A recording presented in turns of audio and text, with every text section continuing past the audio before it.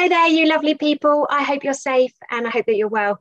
I'm not alone today, and I have got a special back to school video with these two lovely ladies from the How People. I've got Dr. Jo with me and Polly, and together we're going to talk about confidence, about building your self-esteem, and that all important part of when it comes to a new academic year about making friends. So good morning to you ladies. Morning. Good morning. Good morning, Jo. So, Dr. Jo, I'm going to go with you first. Could you let me know, and kind of our audience, who are the How People, please? Oh, well, thank you so much for having us here today, Jo. As you mentioned, my name's Dr. Jo Watkins, and I am a GP and a mum of 4, including 2 teenagers who have gone through a lot of the problems that we'll be talking about. And this is my co-partner, co-founder, woman in action, Polly Crook, who has been an amazing teen mentor to my own children and many, many others. And together we are the How People. Now, How stands for happiness, opportunities and well-being.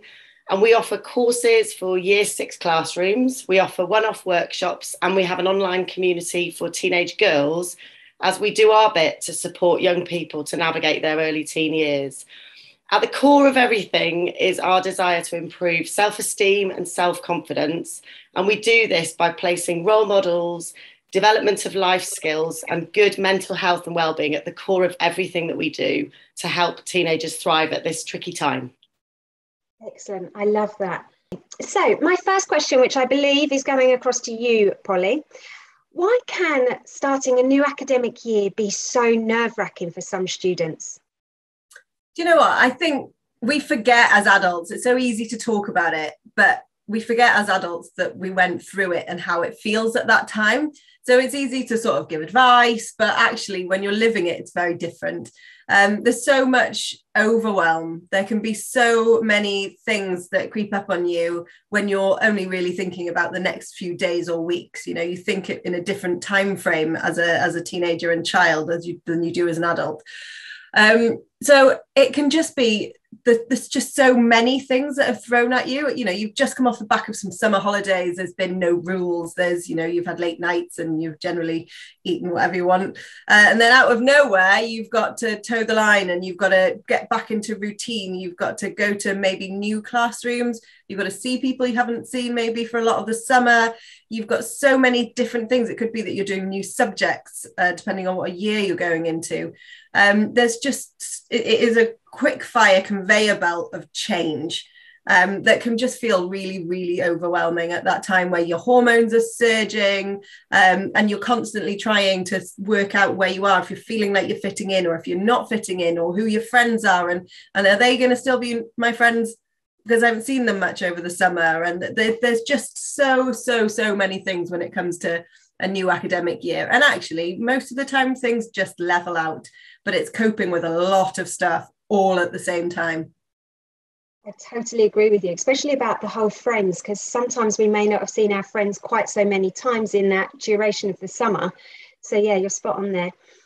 Dr. Jo, my next question for you is, what is self-esteem and why is it so important? Yeah, self-esteem is one of these words that is banded around a lot at the moment, isn't it? And I think the first time I really started thinking about this was a few years ago. I saw the numbers of teenagers coming into surgery with low-grade anxiety and worry was increasing. And we've seen this huge problem with mental health in our teenagers during COVID and the last couple of years that we've had.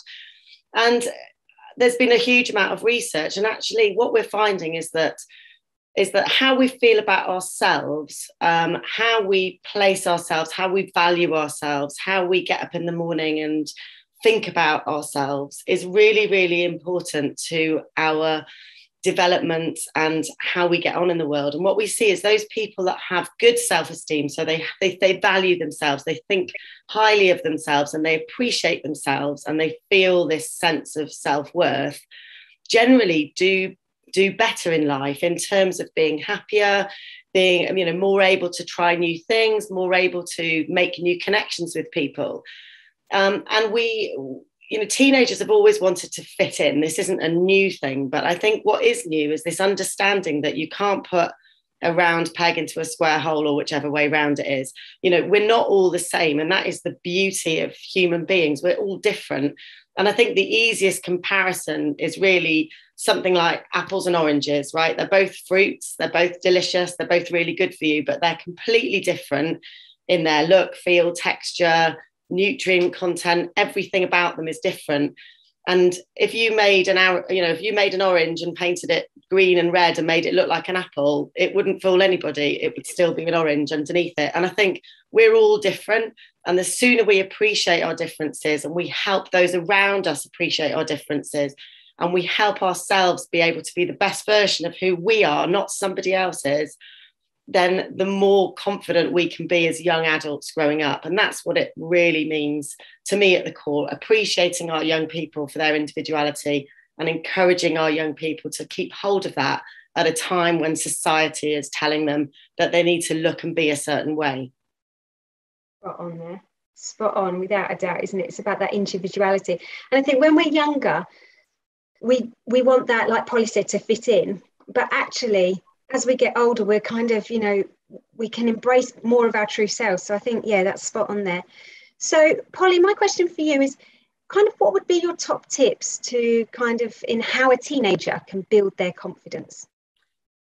I always think when it comes to things like this, that having advice from an adult is quite tough, because you feel like it was always different. You feel like it was, we've got that emotional intelligence that we can look at things in a slightly different way. But actually, it is to take advice from those older than you. It is to go and find a sister or a friend or someone older in school, talk about the things that you may be feeling at the time. Try new things. Life doesn't evolve around school all the time. Is there a group that you could try? Is there something you could try outside? Is there outside of that school and classroom situation that can help you with confidence, that you can channel something into? And I think it is just a matter of taking things step by step, is being aware that you may feel slightly underconfident in certain things. I didn't find out until I was probably 16. This is going to sound totally ridiculous. Someone pointed out the difference to me between confidence and self-confidence. And as a confident teenager, someone then said, "You lack in self-confidence." And I was like, "No, I don't." And it blew my mind.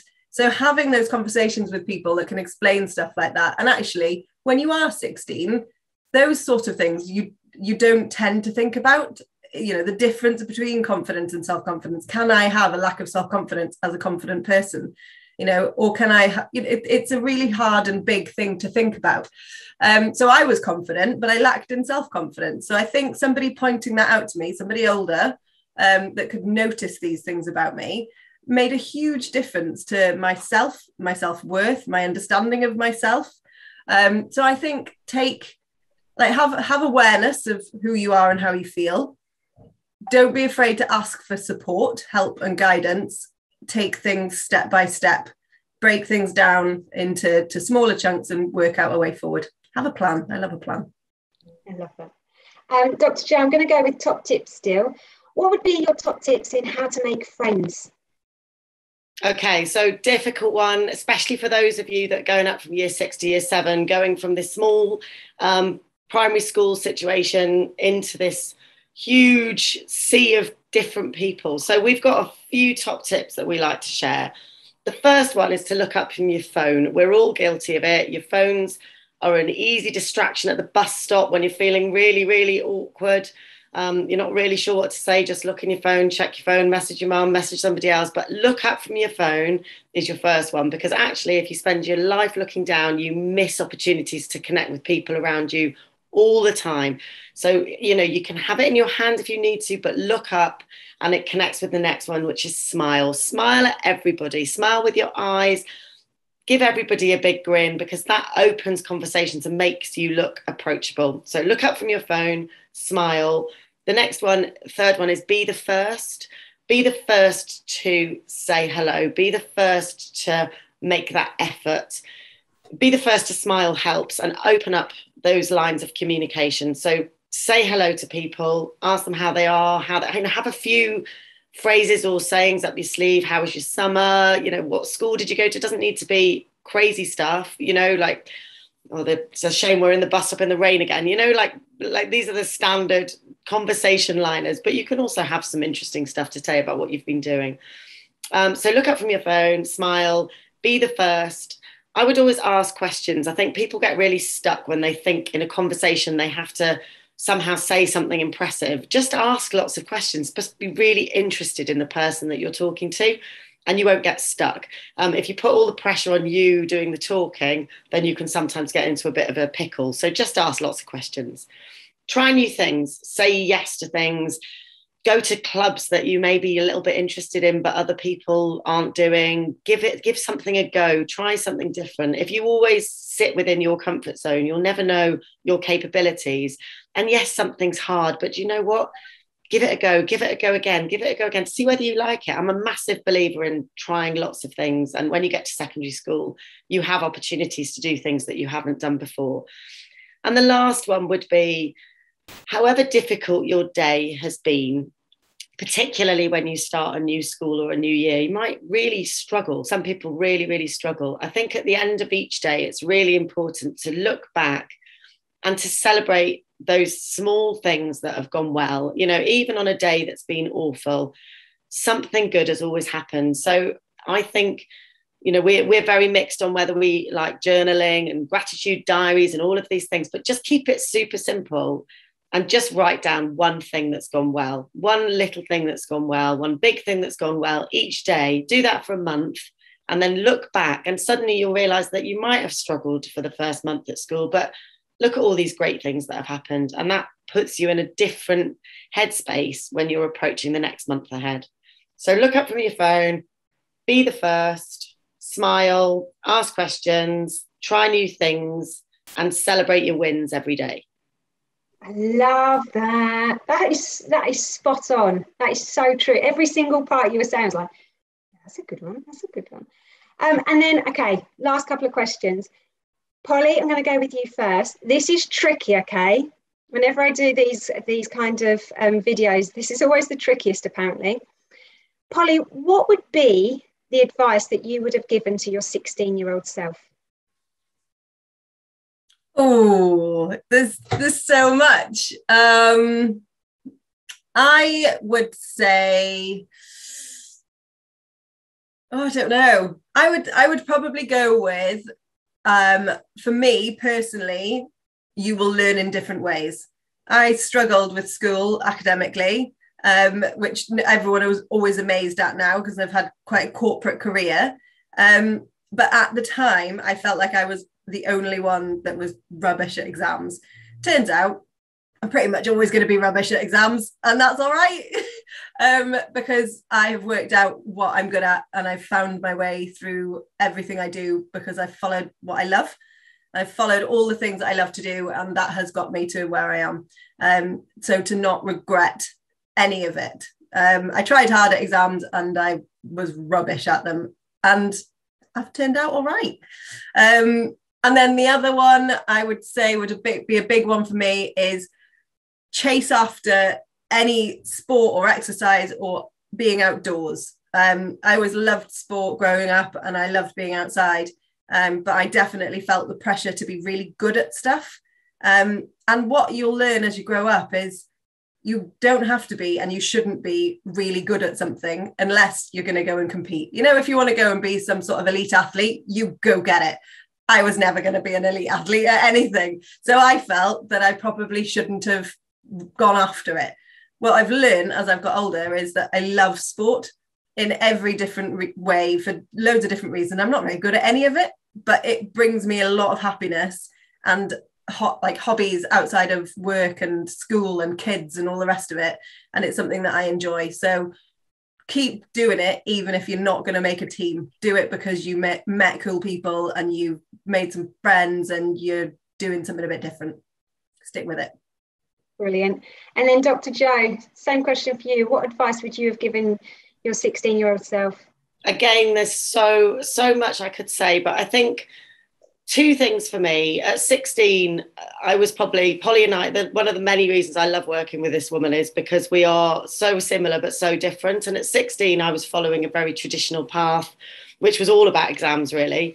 and I was trying to get into medical school, which no one really thought I could do. And I was sort of being slightly determined and ticking the boxes and passing the exams. But actually now I look back, and there have been many times during that journey in medical school and into being a doctor where I've thought it wasn't for me. And it's only really now that I can understand how important all of those building blocks were to what I'm currently doing now. So trust in the process. If you're really unhappy, there's always an alternative. But if actually you're happy and you're enjoying yourself and you're making life what you want it to be, you're making something work for you, then that is okay. And it doesn't matter if that's different to everyone else around you. So being happy is really important, but being determined and persevering at things that are hard can pay off in the long run as well.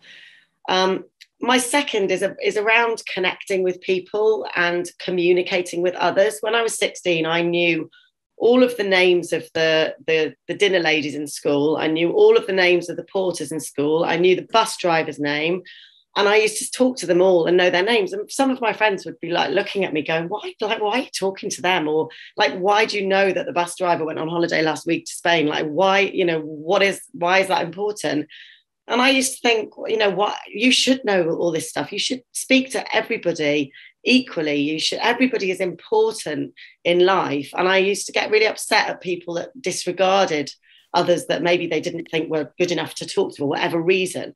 And I've carried on doing that all my life. And I say to all of my medical students, you get on your wards and you find out the cleaner's name, you get to know every single member of staff on that ward and you treat them all equally. So any 16-year-old out there, life is built by these wonderful humans around you.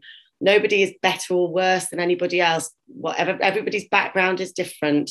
Treat everybody equally and make everybody feel as important as each other. Smile and be inclusive in your workplace, in your college, in your school, in your business, whatever you choose to do in your life, and build that community around you. That makes my heart sing, both of those. I love them. Polly, last question. Where can we find out more information about the How People, please? You can find us on social media. We're on Instagram, we are on Facebook, and we're on LinkedIn. We're not very good at LinkedIn, at the How People.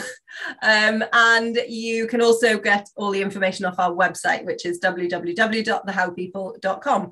Or you can always email us, which is hello@thehowpeople.com. And we've got our girls membership is opening towards the end of September, which is a really good opportunity for any parents or teachers out there who have girls between the age of 11 and 14 who want them to be surrounded by people that will build their self-esteem and self-confidence for 1 month, 6 months, a year, however long it takes. It's a brilliant community, and we'll also be delivering into schools over the next academic year. So please get in touch if you're a school out there and you'd like us to come and run an assembly or a workshop. Just send us an email. Perfect. Ladies, thank you so much for your time during this summer holidays. To everybody else who's been watching this, thank you so much for watching us. Stay awesome, and I'll see you next week. Bye, everybody. Bye. Thank you. See ya.